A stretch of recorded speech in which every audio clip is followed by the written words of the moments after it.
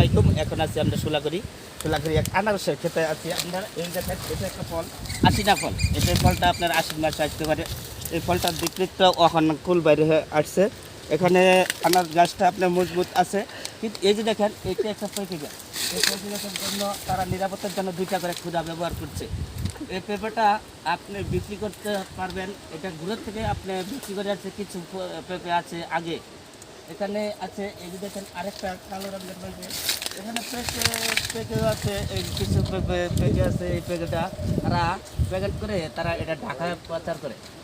এখানে তারা এই যে নিরাপত্তার জন্য তারা খুঁটা ব্যবহার করছে। কিছু কিছু খুঁটা আছে, আবার কিছু কিছু খুঁটা নাই। এখানে দেখেন আরও বিভিন্ন রকমের আনারস আছে। এখানে আরও কিছু কলার চারা, মানে মাঝখান দিয়ে কিছু, এই যে দেখেন কলার চারা লাগানো হয়েছে। এই কলার চারা লাগানো এখানে আপনার পাশাপাশি আছে, সাবজেক্ট করে আছে আপনার কলার চারা তারা রাখছে। কিন্তু এখানে ঝড়ে অনেক গাছ টাছ নষ্ট হয়ে গেছে, কিছু গাছ হয়ে গেছে। এখানে আমরা আসছি, তাই এই আনারসের ক্ষেতের মাঝখানে দেখে রোগ জীবাণুর জন্য তারা নিরাপত্তার জন্য এই ঠান্ডা করেছেন।